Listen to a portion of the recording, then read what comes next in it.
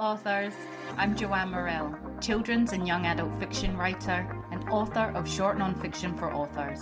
Thanks for joining me for the Hybrid Author Podcast, sharing interviews from industry professionals to help you forge a career as a hybrid author, both independently and traditionally publishing your books. You can get the show notes for each episode and sign up for your free author pass over at the Hybrid Author website to discover your writing process, get tips on how to publish productively, and get comfortable promoting your books at www.hybridauthor.com.au. Let's crack on with the episode.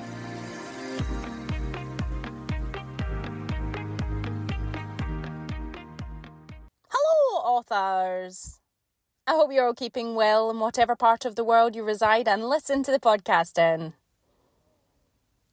Today's interview is with Larri-King House publishers James, Layton and Dani Vee, and we're chatting about hybrid business models, submissions, picture book rhyming do's and don'ts. Dani and James share their tips for authors looking to publish with Larri-King House, plans for the future, and so much more.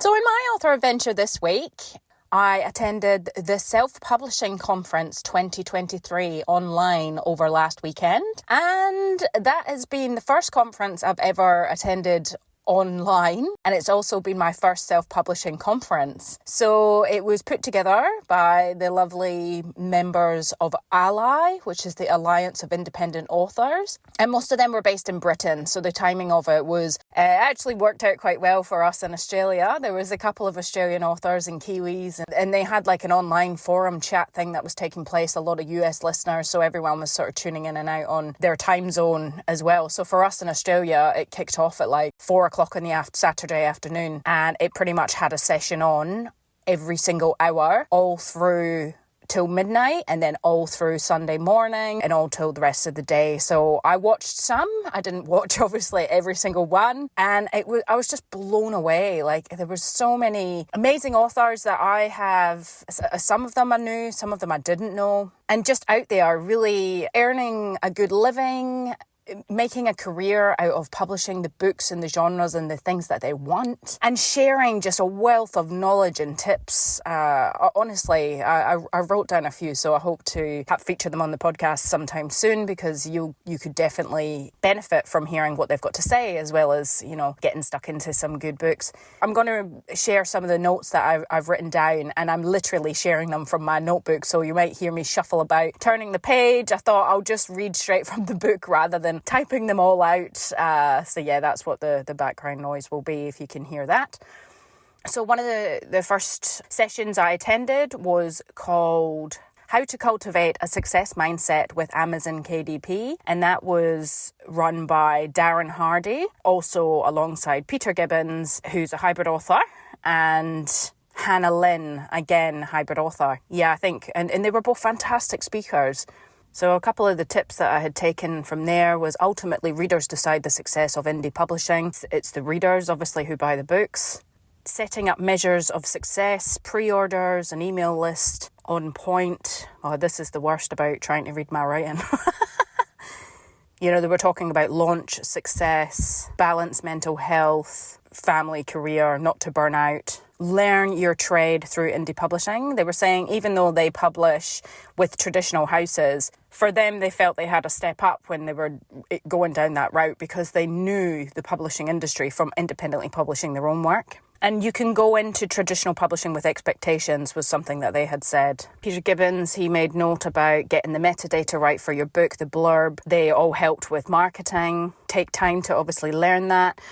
Don't give up. Keep trying new things. That's the success mindset. It's a learning experience. I wrote down something that I thought was great that Hannah said. I've put too many hours in this to give up. Too many late nights to give up. I'm just not going to give up. You never succeed if you stop. So I like that she said that, and she was a lovely speaker, very smiley. And Peter had mentioned that he always has a playlist to his books, which he kind of plays the music, and that eases him into his writing. He says he doesn't get bogged down by word count. You know, if he's sort of stuck, he'll read, he'll walk, he'll do some admin. All of that stuff is not wasted. So just to feel not defeated that you haven't pumped out a big 2,000 word day or something like that, because as you know, as writers, some days are really productive, others not so much. It can be trudging through sludge. I've had a couple of those this week. Before I continue on as well, I'll just let you know that the conference was based around success mindset. It was all a lot of mindset sessions, which was great. The different angles that they took from them as well was really clever. And they also just said, you know, not all work has to be published. It's a good exercise to write in different genres. Don't let negativity bury you down. Believe in yourself. And fuel that as well. Take 10 minutes a day to actually believe in yourself, whether that be affirmations or just different things. So one of the other sessions I listened in was called Leveling Up Your Author Mindset with Michael Laron, and he's got 80 plus books. I looked at some of these books and wow. And he set out his session sort of the 3 spheres of influence your life, learn how to be yourself online, harness the power of having fun, and make friends with failure and opportunity. So, you know, you've got your personal life, your writing life, your work life. It puts spheres in harmony to, you know, equal productivity.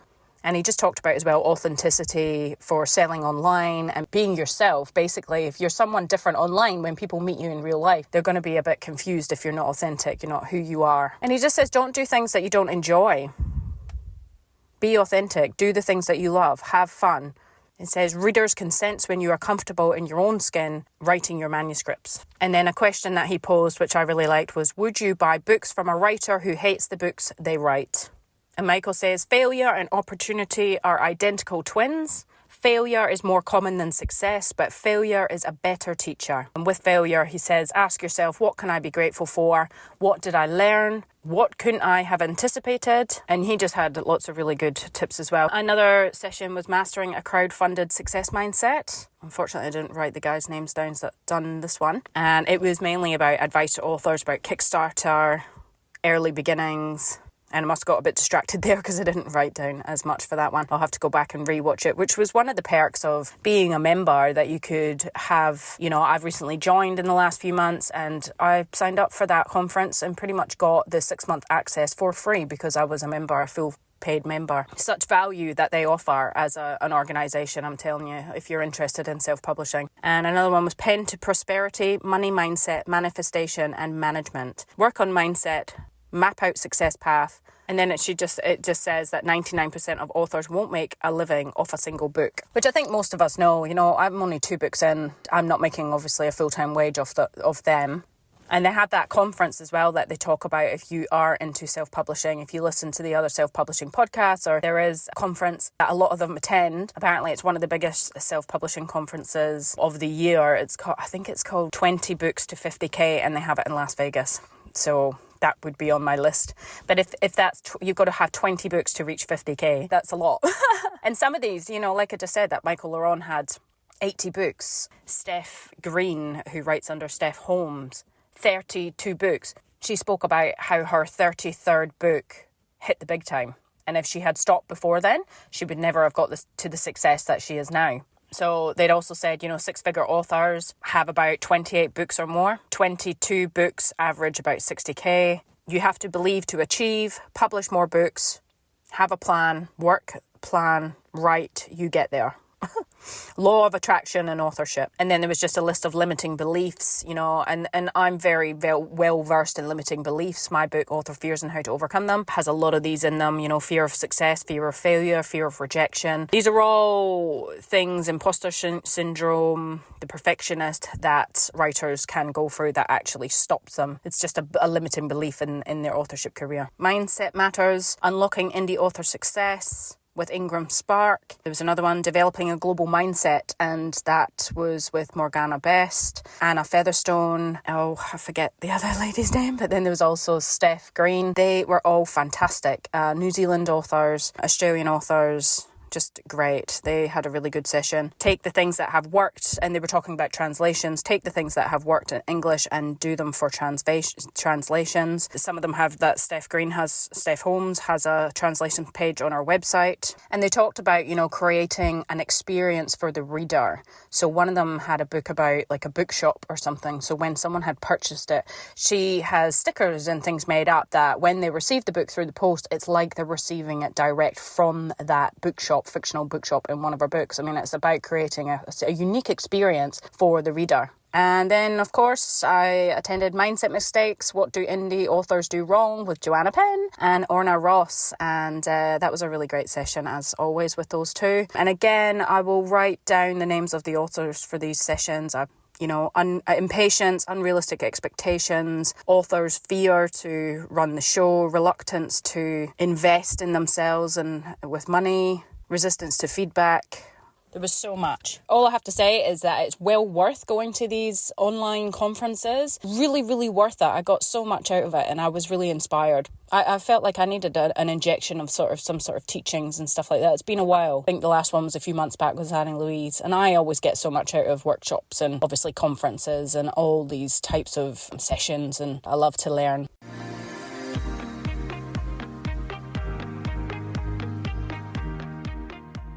So this week's episode is sponsored by Plotter, the tool to help you outline and organise your books. And I continuously check in with Plotter while I'm still working on this women's fiction because I have plotted it through Plotter. And so I bring that up at the same time I bring Scrivener up. What's great about Plotter as well is that you can create a story Bible. So if you can't remember the name of a restaurant scene or where that restaurant had actually been placed, then rather than going through, especially with a women's fiction, my books going to be around a 78 to 80,000 word mark, rather than having to trail back through notes and index cards, you can actually track your characters and places in Plotter. It's all easily laid out visually. You can organise the characters and the places, link the characters and the places to the scenes, and create custom attributes to track specific details like special powers or geographical trivia. It's just such a well-oiled machine, pretty much. It's great. And if you haven't checked it out yet, please do so over at www.plotter.com. That's Plottr. And you can see for yourself.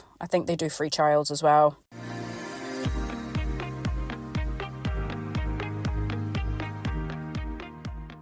Dani Vee is a podcaster of the popular literary podcast Words and Nerds. She works in publicity and acquisitions at Larri-King House and is also an author of picture books, which include My Extraordinary Mum and My Epic Dad series. James Layton is the Larri-King of Larrikin House, running 2 successful businesses. He is unwavering in his commitment in creating edgy, wacky, quirky books that push boundaries. You'll find James inside a Zoom screen, making yet another spreadsheet, meticulously sorting out his warehouse, or trying not to get cancelled at literary events. Welcome to the Hybrid Author Podcast, James and Dani. Hi, nice intro. I'll try not to get cancelled here. I wonder who wrote that intro. It's just so on point.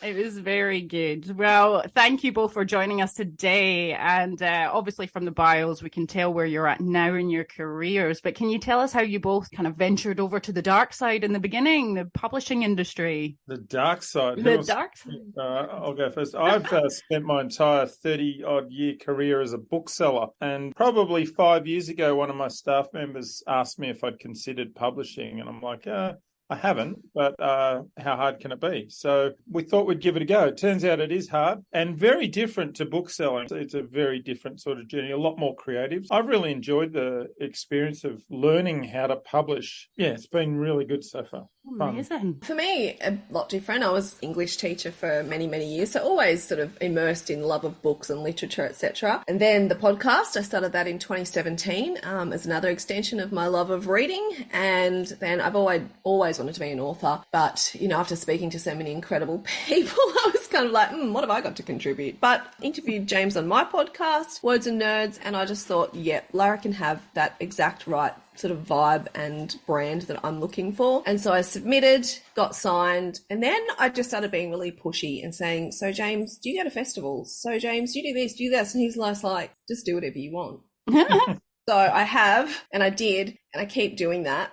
And now we're right in the guts of publishing. So it's kind of an accidental, happy, pushy accident.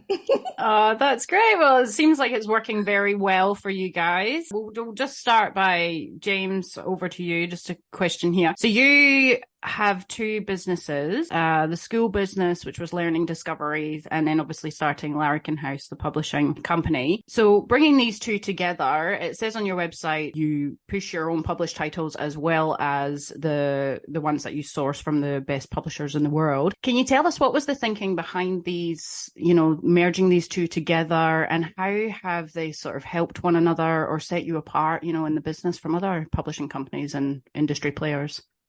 So for 20 odd years, I've been doing variety picture book packs. So what it is I'll curate 40 picture books, put them in a box. We ring every school. We try to ring every school, preschool and childcare centre in Australia once a year. I've got a team of 6 that do that. And we'll offer to send them our curated box. We do it twice a year. So I'm working with 80 picture books a year. And we'll send that box out. If the school buys the whole box, they get a really good price. If they buy less, they can pay more per book, but keep what they want and send back what they don't want. And we've become really well known for it. The curation is good. And part of my curating process is I was buying still do, I buy a lot of English published picture books. I think the English are the best in the world at children's publishing. They're funny, their picture books are quirky. And so I was getting asked by some of the Australian schools what Australian content we had in our picture book packs, which wind the clock back 5 years was zero. And when I started to look at Australian picture books, they were all so serious. Everything was meaningful, worthy, improvement, moralistic books, even didactic. I guess there's a really good market for that, but it wasn't on brand for what I was doing. My philosophy is reading needs to be fun for kids. If it's not fun at picture book age, I think they disconnect neurologically, I think they disconnect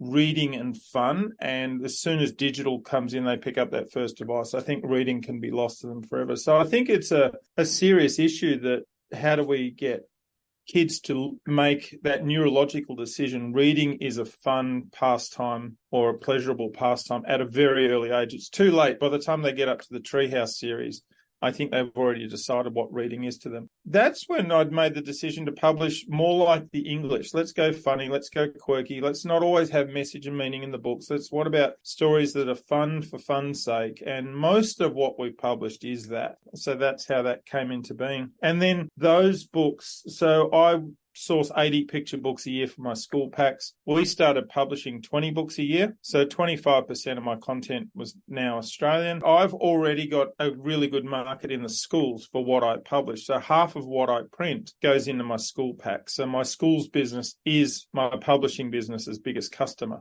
We were called Learning Discovery for 20 years, and the publishing imprint was called Larrikin House. And it just made sense after only a few months to call the whole thing Larrikin House, because we just feel the word larrikin was so much better fit for us and a better brand for us. So we got rid of the name Learning Discovery, which actually never meant anything. It's a meaningless sentence. Probably not to the education department, but yeah.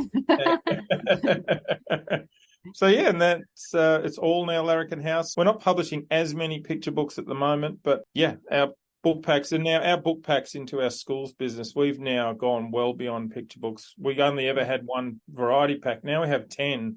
We do novels, manga, big books, board books, non-fiction, fiction, everything you can imagine. So yeah, it's expanded quite a lot just in the last 5 years. I think we've tripled in size in the last 5 years. So the reason we're publishing less picture books is because we've expanded into graphic novels, middle grade, junior fiction, and recently announced in Books and Publishing an adult fiction novel as well. Yeah. So we're not publishing less, we're publishing less picture books to fit in all the other genres as well. Yeah. And is that because you're seeing a need for this, like a gap in the market, or you just want to expand the brand to have more genres? Yeah, we're finding the right voices in those genres. So a lot of it, what we decide to publish, comes down to the voice of the manuscript. And if it's got that quirky larrikin voice, it doesn't actually have to be a humorous story. It just has to have the right voice. And so as we've become better known, we've had more established authors submit manuscripts to us, and they're not all picture books. We've had a lot of junior fiction, graphic novel manuscripts submitted to us. So we've decided to put some particular authors, their voice is really on brand, so we'll publish whatever genre they give us. So John Larkin's a good example. He wrote us a middle grade story. I read one chapter and signed it. And then he had an idea for the Bogan Book Club, and I signed it just on the idea of the Bogan Yeah, Book Club. that's good. I like that. I already know John's voice, and then he wrote the first couple of chapters. I laughed my ass off. He's just the right voice. He can write anything he wants for us, you know what I mean? Because he's got the voice right. So, and we're in the romance business. Yeah, cool. Do you guys headhunt authors as well? If you're saying that you know the voices of the industry and stuff, and you think, oh yeah, they'd be a great fit, do you actually reach out as well and say, have you got anything for us?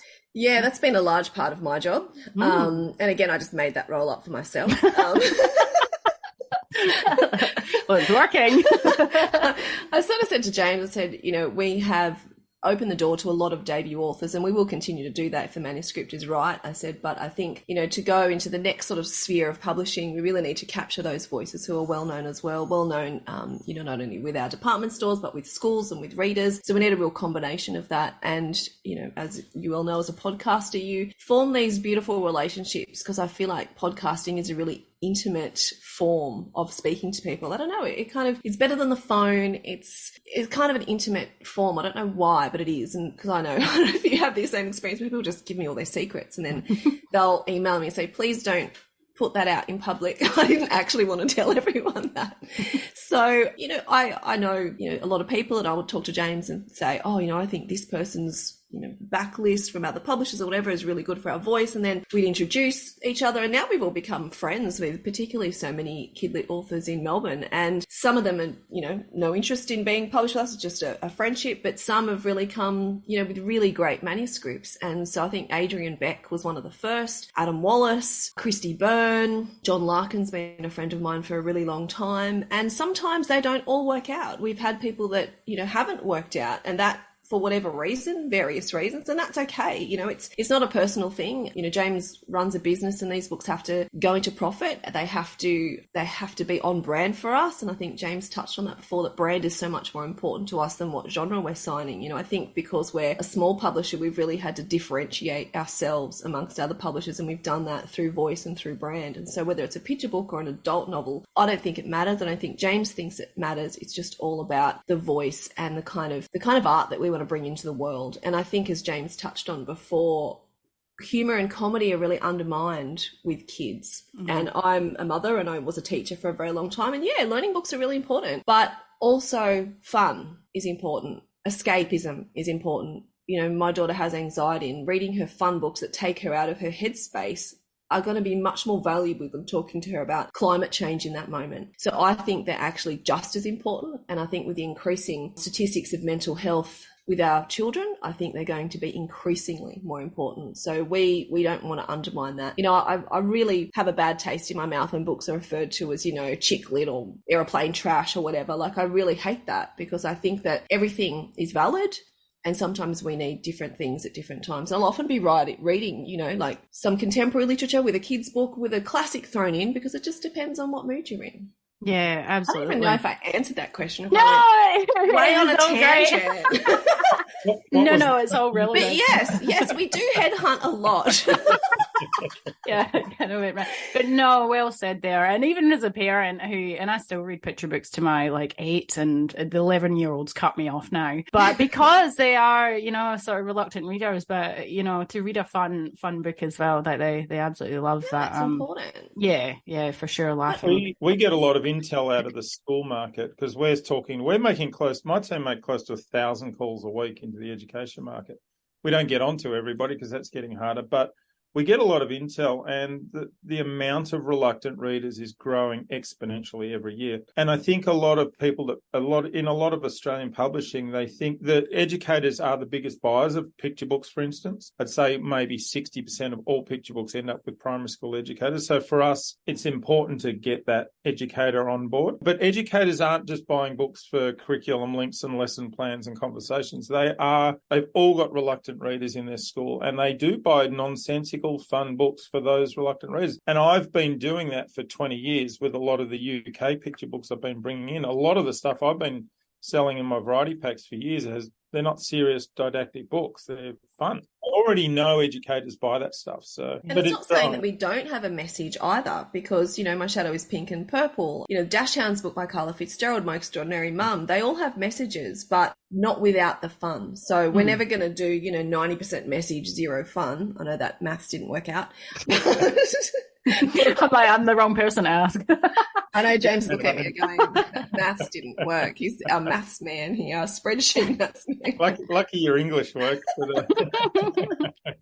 But even still, like you said, the message in the book could be life doesn't have to be too serious. You can absolutely have a laugh, which is, I think, really important from recent years. That's exactly right. And relationships for us are so key with who we want to work with. You know, we don't want to work with someone who doesn't want to collaborate with us, who doesn't have that fun voice, who isn't going to come to the party and do their own publicity and go to schools and be excited about their book. So we have the luxury, you know, we don't produce millions of books a year. So we have to be really choosy. So it's not just about the voice, it's about the people that we're working with. You know, I feel like we're creating this larrikin tribe, you know, and we feel like it's a great time to be a larrikin. So it has to be the right person, the right relationship we can form with them as well. I think that's so important to us. It's amazing. So you mentioned before you're branching out into adult books as well. Is this the same sort of style? Like it's going to be funny, humorous type thing in those types of books, or?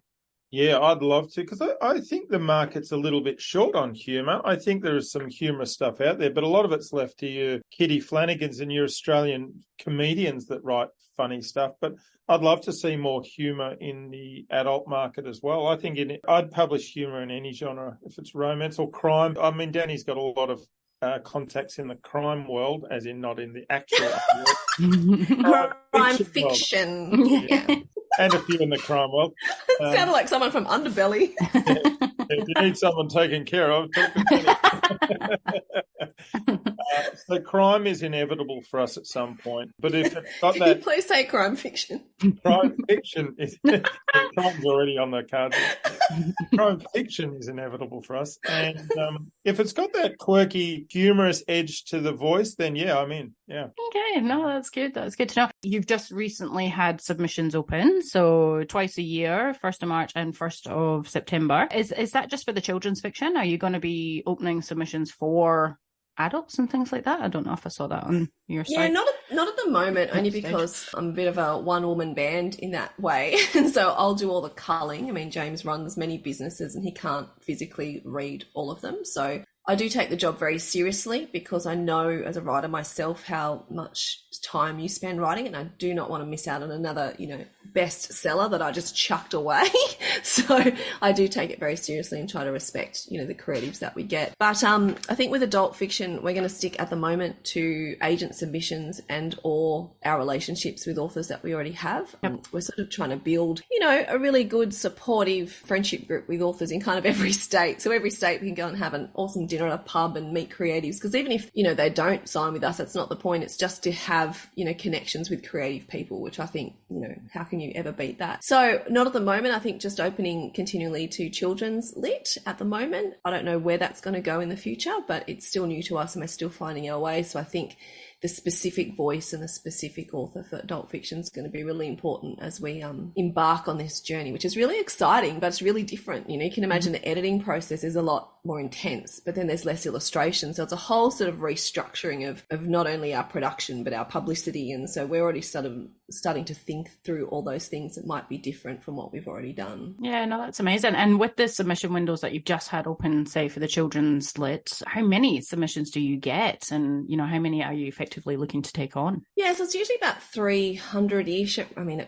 it ranges, you know, from depending on March. I think there was more in March than there were in September. We also get submissions, though, from established authors or authors who have already been published with Larri-King House, or people who have a manuscript assessment with us, or agents. So we're kind of tried to really filter them in the twice a year, but they do come in from other avenues as well. And it's never a number of we're going to take on, you know, 1 or 3 or 10. It's just about how good the manuscript and whether it fits our brand. And because I'm culling, I then have to justify the choices that I make to James. So we'll sit, you know, we'll talk about, I've got to say to him, I've culled this manuscript for you because because it's great characters, because it's really funny, it's an unpredictable ending, there's comedy and humor, or I've got to justify my decision. So I'm looking for all of those things. And then a great story, unfortunately, as we know in publishing, isn't enough. It has to have something else as well. And so then we start looking at it from a publicity perspective and a production perspective. How well can it be illustrated? Do we think the department stores are going to take it? Do you think booksellers and educators are going to like it? How do we publicise this? So there's so much to it. So, it is sad when we see great stories that aren't going to work for us. Like I said, we don't publish millions of books a year. We have to be very discerning, but it is about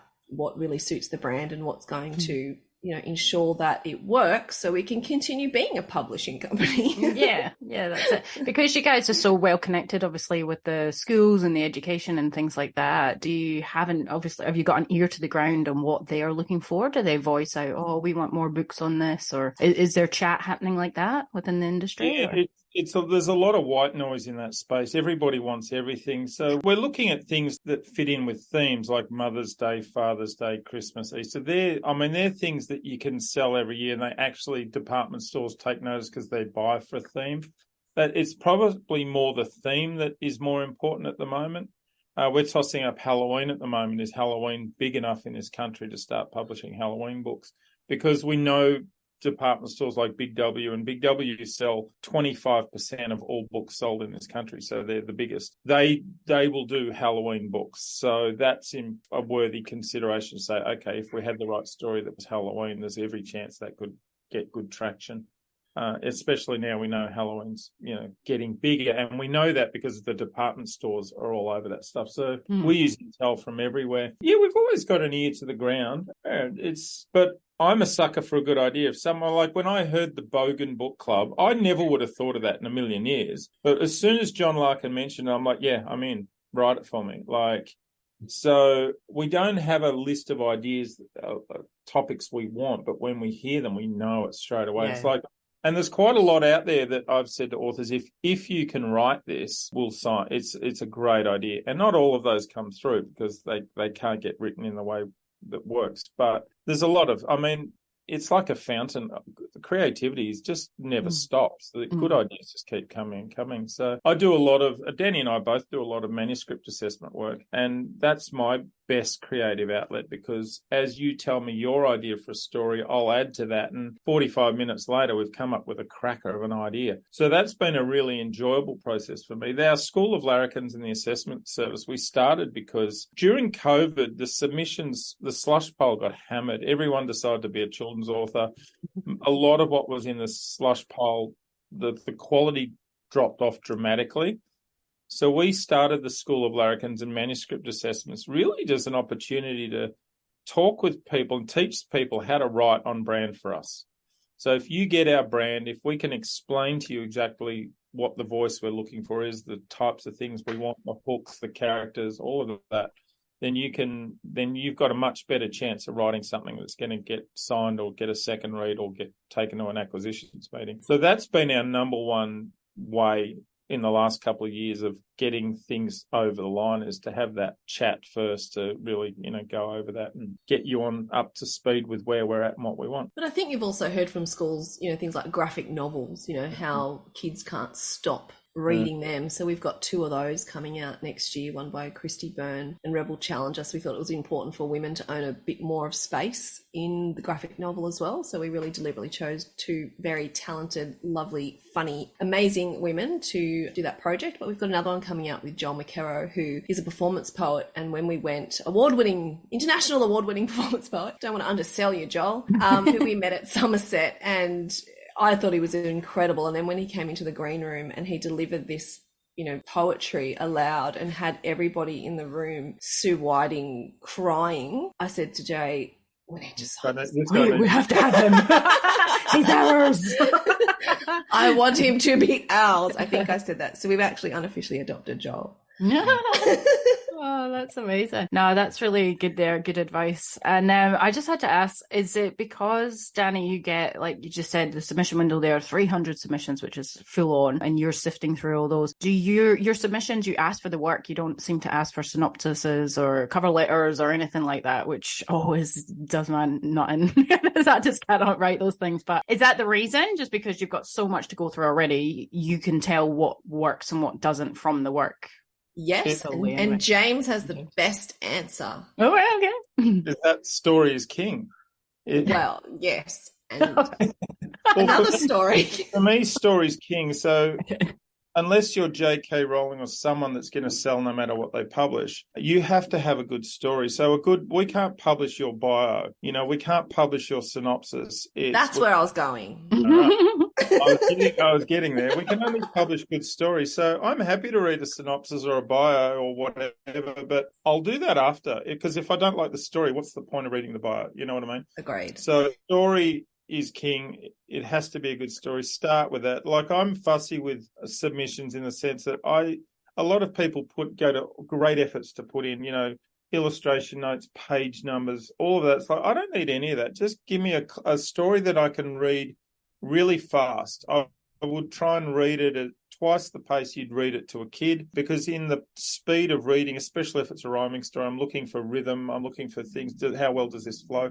I don't want to be stumbling over an illustration note that says, oh, this is a frog, or, So I like really clean reads. So as do I, because we get so many, and it's not really part of our core work. We've got so much to do in production and publicity and all the things that we do. So it's something that we just have to fit in. And so I just don't have the time. Like Jay said, what's the point in reading bios and whatever if the story is not right for us? And we have to be discerning, and we have a very specific brand that probably might be stronger than other publishers who, have the capacity to publish more and publish a variety of things. But I think we've tried to stand out with our brand, and we have to be really true to that brand and authentic to that brand. It sounds a bit like we're dismissive. We're not, because we're both paranoid about missing a great manuscript. So we do go through everything very thoroughly. It's a quick decision once we know what we're looking for. So it is a bit brutal, but we are thorough at the same time. So we're not dismissive. It's this fine balance of really knowing what we're looking for, but getting through them at a pace that you can actually, because no one's got time to read all day. It's we've all got stuff to do. So. Yeah, and it's a big responsibility that I said I take seriously. I don't want to miss out on something amazing that should be, part of our list. I always want to honour the people that have, written and sent, because I know that writing is a very personal thing. It's very hard to get feedback. And so you need to honour that as well. So I've always got these different hats on, the hat of the publisher, and then the hat of the writer, and then the hat of the publicist, and trying to balance all those things. Yeah, that's crazy. And you guys have already shared so much already, but do you have specific tips that you would give to authors for your next round of submissions? Yeah, I think one of my biggest tips is, rather than, if you've written a manuscript you want to submit, rather than treat it like a shotgun and send it to 50 publishers, pick 2 or 3, but stalk them out really well. Go and read if you read the last 20 books we published, you'll get our brand. It's in there. I can say we're looking for edgy, quirky, humorous stories that push boundaries and challenge stereotypes. But that's not as good as you reading the last 20 books we published, because the magic of what we love is in those books. So if you study us, stalk us, do our courses, you've got so much of a better chance of getting published by us, because you're writing on brand. And we know when someone's studied us. We know, we can see it in their writing that they've got what we're looking for. And that doesn't matter if you want to be published by a Firm Press or Walker or whoever, do the same with them. Because if you read the last 20 children's books a Firm Press published, you'll get their brand. It's in there. It's in every publisher has their thing. So that's probably my biggest tip, is know who you're submitting to and why, and write on brand for that particular publisher. I've got 2. The first one is, please don't send me stereotypical characters. If there's a mum in a kitchen baking a cake and yelling at her kids, I'll delete it. I'm sorry. I think we're beyond that. I think we need more. I think we need to honour not only our mums but our kids as well, to show them that the world is a diverse place, and we need to honour that. We've seen enough stereotypes and I'm tired of them. James thinks I'm brutal in that area. Maybe I am. Oh, she's brutal. Yeah, I can't repeat what she actually says. I I will own that. Have to bleep a lot out. Bleep, bleep, bleep, bleep, bleep. Okay, lying. And I'm going back to the stalking. If you want to stalk someone, please make it be James, not me. And I think the technical aspects for me, they need to be invisible. So if I'm looking at rhyme and I'm like, oh, the rhythm's out, that's a near rhyme, that isn't a rhyme, you've forced a rhyme, it takes me out of the story and I find it really hard to finish the manuscript, and so I probably won't. So I think my greatest advice as I read it and James reads it when it gets culled, to respect their writing. I think writers need to really respect the craft. So take the time, read it a million times, edit as much as you can. If you're going to rhyme, and rhyme is tough and it's tough to get signed as well, please work on it. Near rhymes are not good enough. Forced rhymes are not good enough. The rhythm being out and wrong, if we're sifting through hundreds and hundreds of manuscripts, it's not going to be good enough. So I think it goes both ways. You've got to really respect the craft and put everything you've got into it. It's not right for us, it might be right for someone else. And, when I am reading hundreds, you can see when someone has put their heart and soul into it, or if someone's written it over lunch. And I'm sure there are amazing stories written over lunch, but, I'm trying to make a point here. It does feel like a lot of rhyming stories are first drafts. In a manuscript assessment, I'll often take out My Epic Dad Takes Us Camping, and I'll read it as fast as I can get the words out of my mouth. And the writer the listener becomes aware fairly quickly that it's got perfect rhyme and rhythm. And then I'll say, listen, if your rhyme's not that good, it won't get published. You have to be that good. You can't have flawed rhyme, because a lot of publishers won't touch rhyme. And there's a couple of reasons for that. And this is a good tip. Publishers don't like rhyming books because I can't take your rhyming story and sell it to the Korean publishers or the Spanish publishers or the Yugoslavian publishers or the Chinese, because they can't make it rhyme in their own language. So they'll often pass on it. And foreign rights deals are a big part of publishing. So that's why a lot of publishers won't touch rhyme, because it really lessens their chances of getting territorial sales on it. So I often find myself encouraging writers, write it in prose. Just write the story in prose. It's a bigger market. It doesn't lend itself as well to pace and humour like rhyme does, but it's better for storytelling, because the worst rhyme crimes we see in rhyme are people are using words in their story and objects and people and things in their story, and that thing is only there because it rhymed with the line before, not because that thing actually adds to the story. So it's almost, rhyme can actually be the enemy of storytelling, because you end up with a beautiful page of rhyming words and no story, because you've got things in your story that have no reason to be there other than the fact that word rhymed with the line above or whatever your sequence is. So I think rhyme is a lot harder than you think it is, especially when it comes to storytelling. And, story's king. So it's rhyme is not king, story's king. So if rhyme is affecting your storytelling, write it in prose. You got a better chance of getting published anyhow. So. No, that's really good tips there. Yep. And I'd just like to say that the rhyme didn't come easy for me. I mean, thank you for your compliment, James, but it wasn't something that I wrote over lunch. I laboured over those rhymes. I immersed myself and was obsessed with, Rhyme Zone and with my trusty thesaurus. And I remember spending a ridiculous amount of time on some lines. I remember spending weeks on some of those lines. And I think that's okay, because I got to a point, where I was really happy with it, and the rhyme's been commented on a lot, but it's hard work. It doesn't happen accidentally. It doesn't happen easily. So I think if you're going to do rhyme, you need to commit to it, and you've got to understand that it is going to take you weeks and months and days to write a picture book, which you may not want that. But I think with rhyme, unless, I don't know, you're a genius. Maybe Julia Donaldson is. I'm not. You just have to work really hard at it. Yeah. I feel a school of larrikins coming on for rhyming picture books. I'm going to say exactly that, though. Get your thesaurus out and get your rhyme zone out and write down a bank of 35 words and work hard and spend weeks losing sleep over it. That is my school of larrikins. Yeah. Oh, no, it's really good tips there, though, because you don't really think about when the book is translated or anything, or, there's so much to it as well. And it does work. Like, My Shadow is Pink and Purple have been translated all around the world, but that's a very special book. So it does happen. Mm-hmm. My Epic Dad, James actually told me to write it in prose, and I'm not funny in prose. So I came back and said, here's your manuscript in prose, except it's in rhyme. Translated in Estonian, but it's harder. It is harder. Wow. Yeah, so maybe for the authors, they could, if they're feeling it's coming out in rhyme, they could maybe try writing it in prose and just play around with it in different manners. So it's good. Well, if you get your story arc right in prose, like, because I think you've got to get your story arc right. And the other little tip I find myself giving authors a lot is a lot of authors spend a lot of time, and because in a picture book it's 400 words, we say 500, but we really mean 400. You don't have a lot of time for narrative build-up. So a lot of picture books start off, the grass was green, the sky was blue, like just with narrative stuff. And so I often find myself saying to authors, what would your story look like if you started it in the middle? Because that's where you got to the action. Start there because that gives a good hook, and then just bring in any necessary backstory that you've lost by deleting the first half of your manuscript. And more often than not, it improves those manuscripts 100%. So I agree. And I think I've just got one little small tip, if you don't mind, Joanne. No. I did this color coding thing because James has a different recollection of this, but it's burnt into my memory of when I read him Epic Dad, first of all, and he didn't laugh. I think he was like multitasking and creating another spreadsheet or something. And so I stopped. I'm like, okay, I'm going to stop here because you're not in fits of laughter. And so I went back and I color coded the manuscript in like a traffic light system. So I did green for narrative and orange for kind of funny-ish, silly, and red was hopefully my punchline. And so when I did that, I realized exactly what James just said. The first 4 stanzas was setting up that they were going camping. Oh my,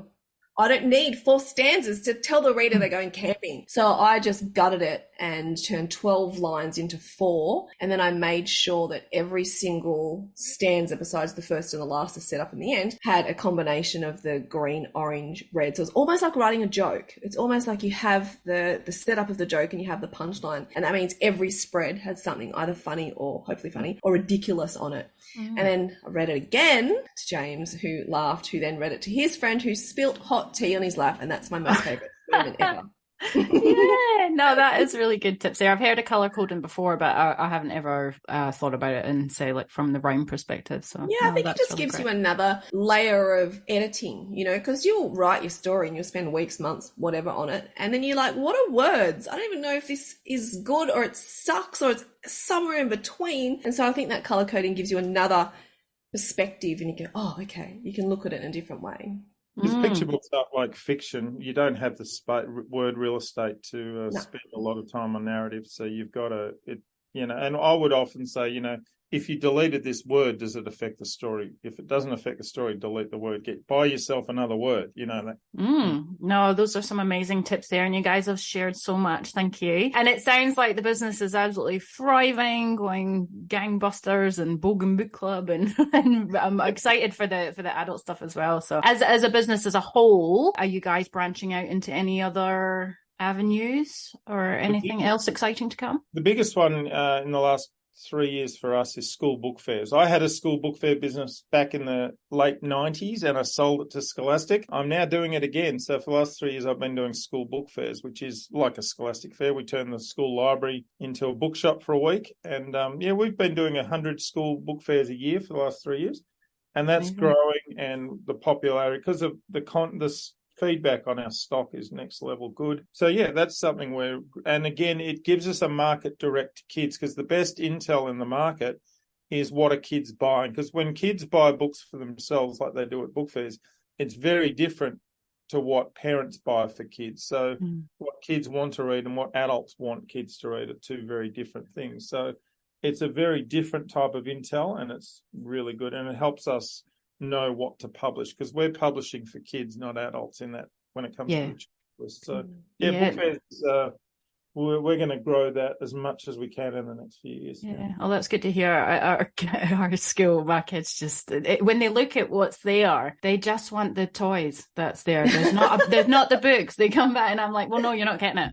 It's just we need to wrap the books up with the toys. Or send it with the toy. That's all they go for. And I'm just like, oh. I think for me, I've been obsessed with festivals. So I think festivals is work, but it's like pretend work, because I love networking working with people. And so it's like, look, we're working. But I think it's really important, particularly with, you know, Somerset Storyfest, in getting our books in front of kids. And, you know, then we go to a festival, you know, where there's aspiring writers or other publishers. And then I think it's really good to mix with other publishers. You know, we learn from each other, get to talk to each other, and then we get to meet aspiring writers, etc. So I think for me, that's where I've really tried to expand that side of it. And Jay, do you want to talk about author visits as well? Because that's a new part of the business as well. I've been taking on book sales for authors. So a lot of authors get school visits, agencies like Booked Out or Lamont or other agencies out there. But often they'll end up in a school and they'll spend a whole day in a school and no one's there selling their books. So a lot of the authors I've already got relationship with, I've organised to do their book sales for them. So it's all cashless click and collect system where kids get a link beforehand. They can go online and order their book and then get it signed on the day. And even after the event, they can still buy books. So that's worked really well. We did about 50 of those events through August because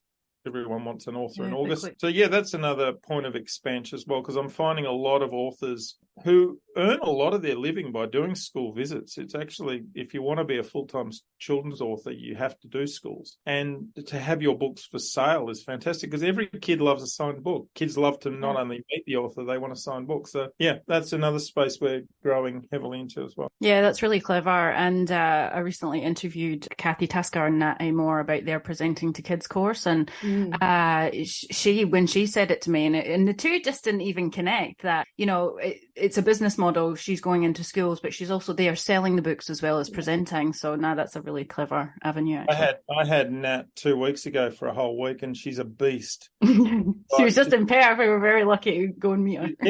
I had her the week after Perth. She did Melbourne, and she's a sales beast. We sold. She can do 100, 150 books in a day. Like, it's freaky. Like, she's amazing, and she gets it. She sells her own books at the end of her talk. She'll promote, hey, come buy a book, you know. Her presentations are just so engaging and so fun, you know, so she draws those kids through fun, which is exactly our model, you know. So she's the next Larrikin. I went to one, she had the kids laughing their asses off the whole time, But I think what works with Jay is that we've always had a really similar vision of, you know, what Larrikin House wants to produce. I think we're actually the same person, just in different bodies. And we're workaholics who, I don't know, with ADHD, that's how it works. That's how we do it. We'll be up till midnight sometimes, you know, looking at manuscripts or production or whatever. And it's not because we have to do it. It's because, you know, we want to do it and we're really passionate about the work we do. So not everyone would want to do that 24 hours a day, but it's good that we both sort of, we love the work that we do and we think it's important and it's fun. And that's how we've, you know, gotten to this point, I guess. Yeah, that's amazing. Well, it clearly comes through in everything you guys do, so thank you so much. Can you tell our listeners where they can discover both of you, your books, your authors, and everything you do on and offline? larrikinhouse.com.au is everything about Larrikin is on our website. There's an authors section for aspiring authors, which covers our schools and manuscript submissions, all of that. That's probably Instagram's the other. We do get a lot of traction on Insta, Facebook even, to a degree. Yeah, and you find me on all social media. I actually really love social media. I'm not ashamed of it at all. When people say lessen your social media, I'm like, nah, increase it. And obviously, Words and Nerds podcast, we're at nearly 1 million plays. I think we'll get there by the end of the year. So, you know, I'll be there most of the time creating 1 million episodes. Huge congrats to you. I know it's no mean feat. I'm pushing up to just 100 episodes and I'm like, wow, that's amazing. But you're like nearly 1,000. 600. So 600, yeah. Yeah. Well, thank you so much, guys. That was incredible. Thank you. Thanks so much for having us. Yeah.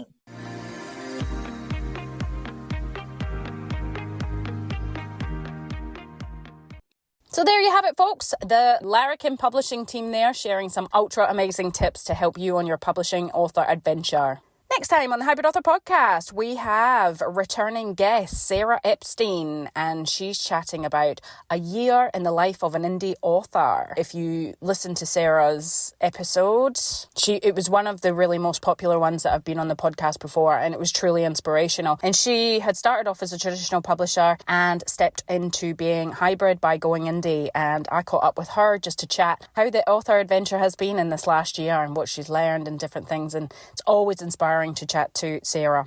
I wish you well in your author adventure this next week. That's it from me. Bye for now.